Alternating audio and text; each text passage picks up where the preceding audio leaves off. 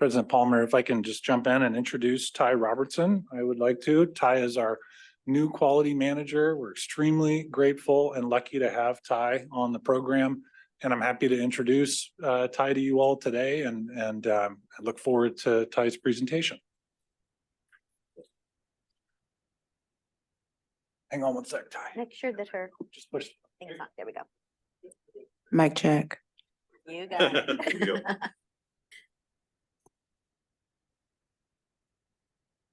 So my full name is Tysheina. I do go by Ty, and I am born and raised in the Bronx, New York City. I have lived and worked all over the United States, lots of cities listed there. And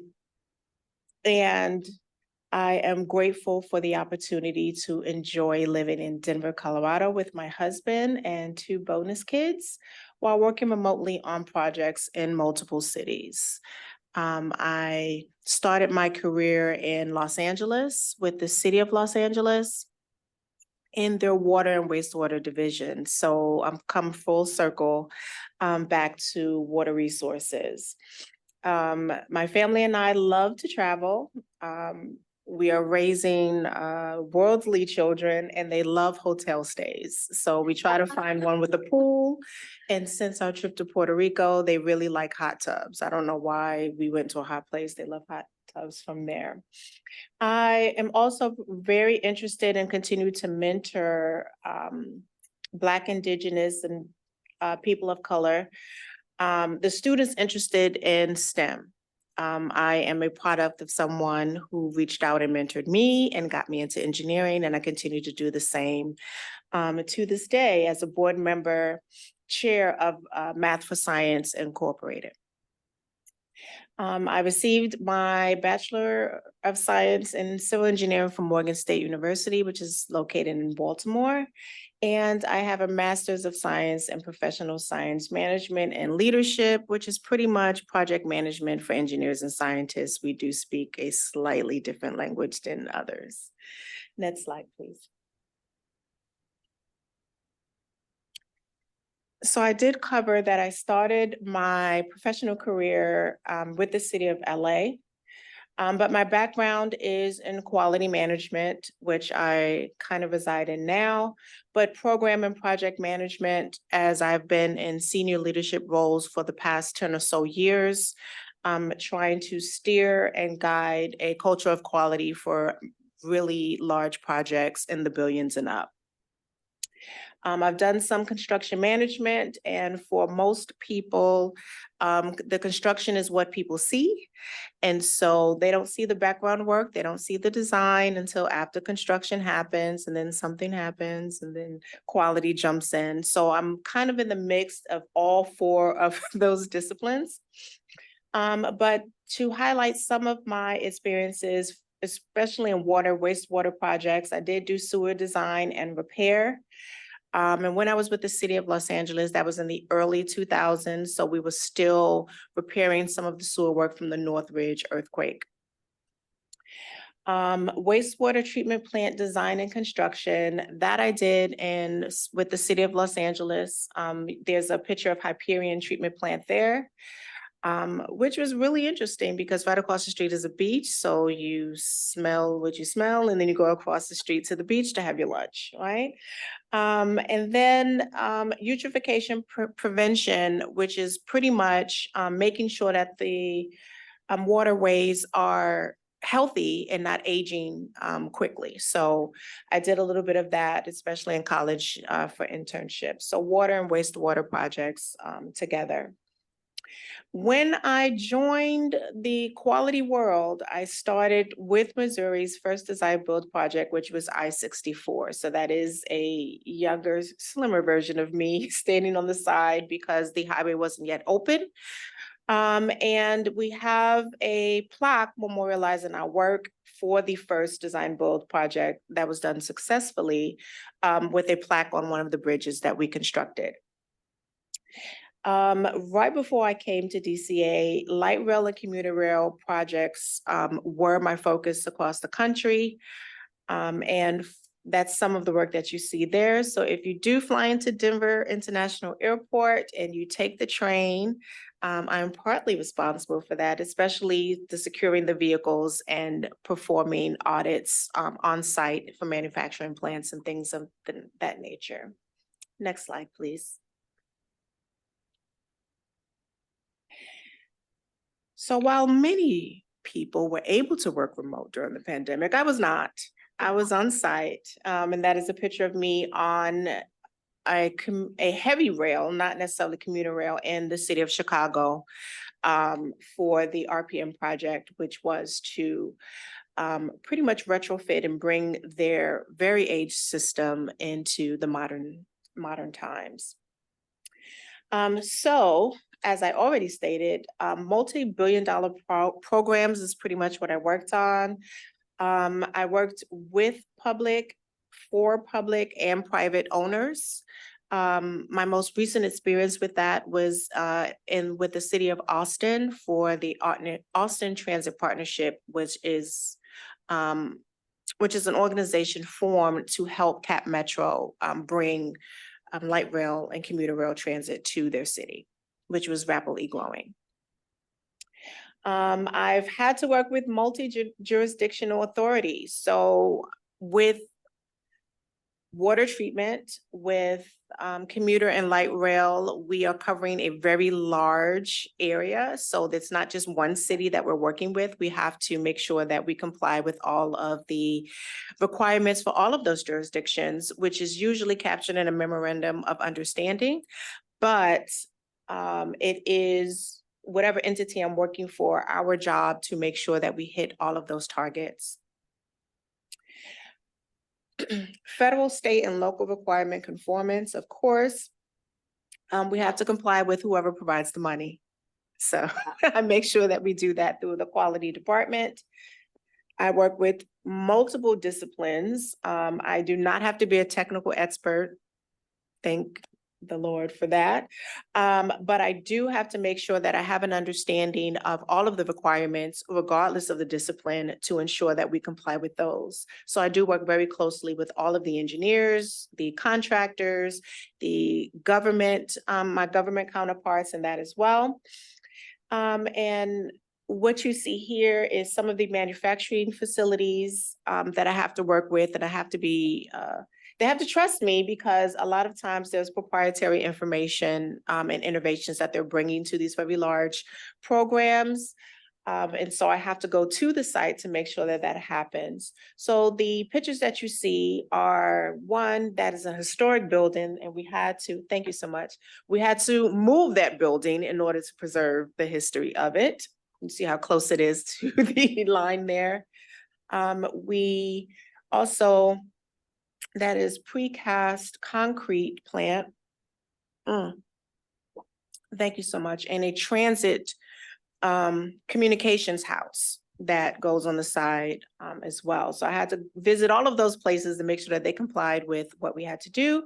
And the picture on the bottom right is work that I did in Utah, Pioneer Crossing. That is the installation of a water main. And that is also the installation by remote control, a bridge that we were sliding into place. So I, as a quality manager and with a quality team, am there from the planning all the way through operations and maintenance, revenue service, and whatever the turnover requirements are. Next slide, please. In short, my role is to support the program, make sure that I perform or someone performs internal and external audits to make sure that we're compliant with our quality plan. The quality plan takes into account all of the inputs that you see there for planning and actually doing the work, and the outputs for measuring and monitoring. How do we know that we're actually complying and doing the things that we wanted to do? And then also improving. So continuous improvement is always a part of every successful program. And I work very closely with the team here to make sure that we do that. Next slide. So quality is built in. Quality is responsibility of each team member And we drill into everyone that we want to do it right the first time. That's how you save money. And you make sure that everyone has the tools that they need to do it right the first time. Next slide. And these are all of the areas that the quality department functions in. From concept and initiation to project close, resource requirements, customer feedback, quality data analysis. So all of the information that comes in from the audits, from customers, we pull that, we analyze that, we give it to the senior and executive management team so that they can make informed decisions on how to move forward. Next slide.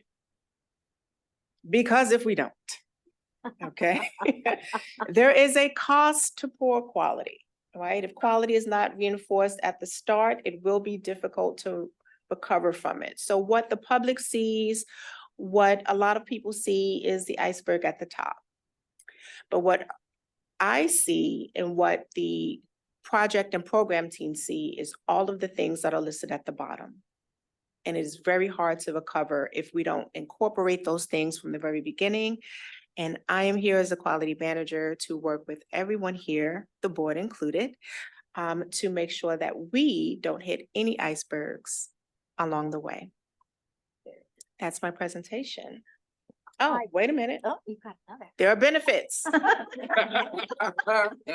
So, benefits of implementing an effective quality plan, cost savings, we talked about that, reduction in variations and processes and product service. So we try to standardize as much as we possibly can. Construction projects are a little tricky with that, but there are processes that are effective that you want to be able to repeat. We provide systematic allowances for flexibility. So we design the processes to allow for flexibility and people to act in their most authentic ways and creative ways to get things done. We prevent and minimize rework. That's a bad thing, rework. We don't want to do the same thing twice. Compliance with contract requirements. Again, we are charged with spending the public's money wisely. And so we want to be able to show and prove that we've done that, and we've done that in a compliant manner. And we document the evidence of compliance. My motto is, if it's not documented, it didn't happen. So please make sure you document everything that you do, because the price of nonconformance of quality standards is substantial in health and safety, cost and schedule, and most of all, public perception. And I believe that is my last slide.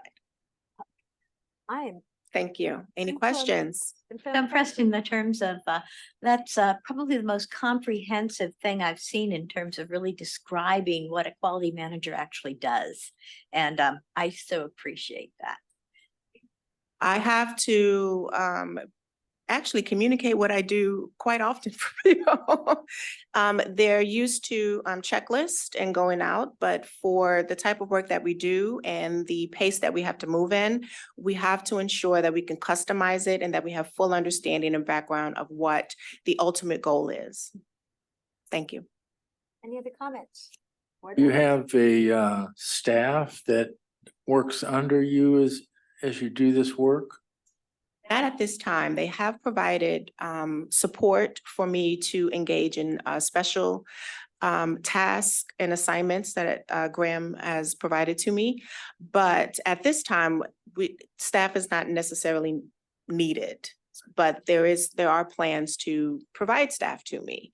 And right now I just work with the subject matter experts that are currently here so that we know what the top risks are, things to look for and to plan for. And that's what we're doing now. Okay. Anyone else? Go ahead. Well, do you want to start? Okay, Ty, it's so nice to hear from you, and thank you for these leadership spotlights. Are really fun for me, and I know the board has always appreciated them. So thank you for sharing a bit about you. I really like your iceberg example.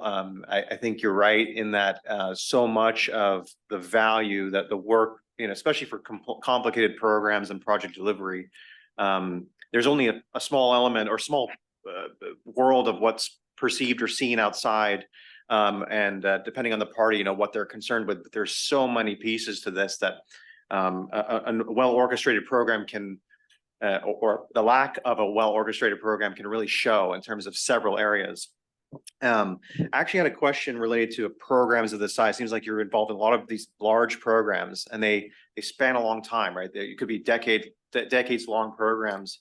And how in your process do you introduce new best management practices or new tools and methods to help support the quality control and quality management of programs as you're sort of in it? So is there an opportunity to sort of reevaluate or introduce new methods or means to execute your work?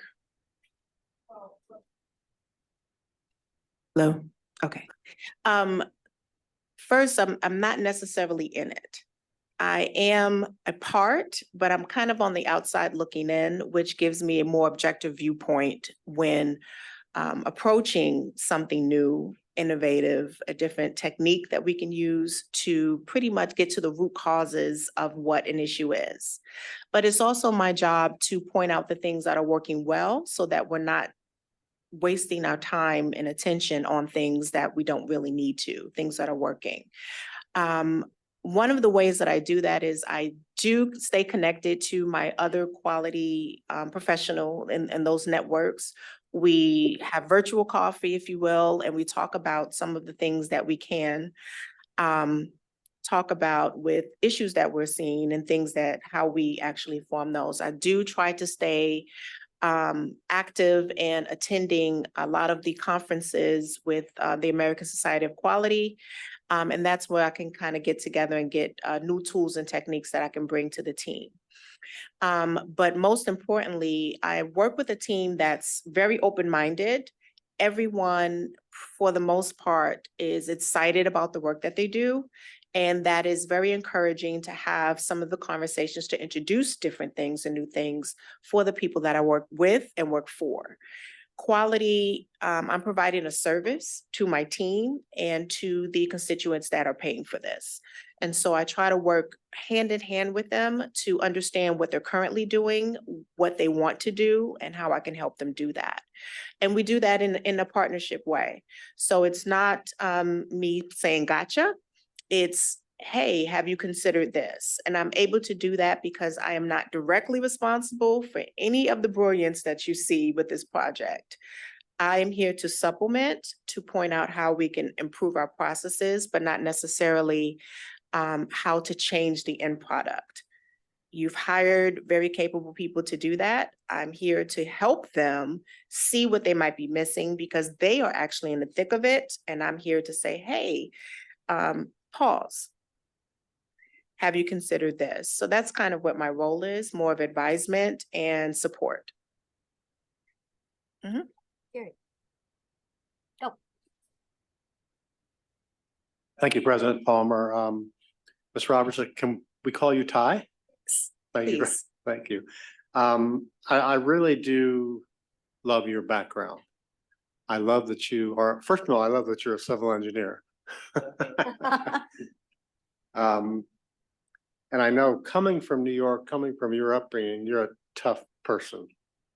You're a beautiful person, kind person, but I know you got a tough core to yourself. And so you're not going to put up with people that don't toe the line with respect to the standards that you're working on. So I do appreciate that. The variety of your background, coming from the ground up as a civil engineer, working in the city of Los Angeles, I think is gonna serve you very well. And I don't know if you mentioned it. How long have you been with the DCA project? But in January. January, okay. So good. Well, I'm glad you're here. Because the other thing I do appreciate very much is the emphasis that the project puts on quality. I think it puts everyone on the team. Not that we don't have professionals who value quality, but I think it puts the whole team on notice that you're watching, you're helping, you're supporting, and that we value quality, which I think is a hugely important thing. So welcome aboard. And I will say that being a graduate of the University of Maryland, you went to Morgan State, same state, so I appreciate having you. Thank you very much, Ty. Ty, welcome to the DCA. Happy to have you. Maybe I'm the ignorant one on the board, so I'm going to ask the question. So, and kind of thinking, I think I understand what your role is, but maybe you can help me understand, through a couple of examples in your previous experience, which, it sounds like you have a wealth of, on how you're able to kind of help, bring these projects that you were involved in, save them money, save them time. Because I'm just trying to figure out in my mind, okay, it sounds like you said, you're a part of the process, but you're not driving the process. So I'm just having a little hard time understanding exactly what that means. So what that means is there are subject matter experts who work on the projects. They bring a lot of times years of experience and processes that they've already used that may work for them in a particular setting. For each particular project, there are requirements that have to be met, but are not necessarily duplicative of past projects that they've worked on. One of the things that I do is I help them to evaluate and assess the processes that they currently have and that they're using for increased effectiveness and efficiencies. So as we continue to work on these projects, sticking within the budget is very important. So we want to make sure that we streamline the processes as much as possible while still meeting the requirement and the need of the subject matter experts. So that is part of my role. I also spearhead compliance for the project and meeting all of the requirements and ensuring that we document that we meet those requirements, and that we also have within those processes leniency or mechanisms for capturing non-compliances and making sure that those are done as well. So part of my job is to ensure that we don't have anything fall through the cracks, but I need everyone's participation in order to do that, including the people who are responsible for the work directly. So my job is to report to the executive team. Those are the folks who are the decision makers who can enforce the things that I would like to see. My job is to work with the direct line folks who are directly responsible for the work to make sure that they have what they need. I also communicate some of the things that they may not be comfortable with communicating to the senior management team and executive management team. This is what they need. Or I can make recommendations to say, this is what you need. You have this particular team. I also track performance. And with the audit reports, the quality control checks, the quality assurance checks, the vendor checks, the manufacturing checks, my team and I do all of that. We just provide information for the teams to make the best decisions that they can. And in an unfortunate situation, my reports are usually the ones that they use in court. So I also do that. Go ahead. President Palmer, if I could just add a couple of specific examples, Director Chang. So Ty has come on board, owns the quality management plan, has immediately started going through with various discipline teams to evaluate how they've been performing in compliance with that quality management plan. We've also been working now to stand up really a special project that I think Ty was alluding to, but really focusing now while we have the time to look at our internal processes and really verify that we are, sort of at the top of the industry standard, but performing it in as efficient way as possible. So looking really at all the systems and processes that we have stood up already and that we are building upon to make sure that the foundation is what it should be, so that we have something really solid to build on going forward. And so Ty is also leading that and with her background, you can tell that she's really an excellent candidate for that. Did you have anything? Well, I'm also really appreciate your background and your approach because I think it's very constructive. And I think that no matter how much experience the various disciplines have, having somebody analyze what they're doing and making suggestions to them that could improve the process and help lower costs and stay within the budget and all that. That oversight is very important on a very large project, as you well know. So I really appreciate your experience, and I'm glad you're on our team. I just Thank you. wanted To bring something forward. I think it's really important. I think this becomes a very useful member of the team for Graham especially, because now you have another set of eyes and ears and mind that is helping to pull things together and keep various different parts of the project from becoming siloed, because it's basically amalgamating the whole thing underneath a vision and a way of going forward. So that is very good, and I'm glad you're on the team. But I also wanted to mention one other thing. I noticed you've been involved in STEM education and mentoring, and you can never tell how far that mentorship and that guidance of young minds is going to go. So I applaud you for that, because that's our future. So thank you for that. Thank you for that comment and acknowledging that. I now have adult mentees. I don't think I can call them mentees anymore, but one young lady, I had her from high school. She's now working at the Denver International Airport as an architect and structural engineer. So I'm very proud of all of the people that I've. You never know able where to those see ripples now. are going to end up too. Yeah. That's great. Thank you so much for doing that. Okay, Palmer, yes. may I ask one simple, Yeah. quick question?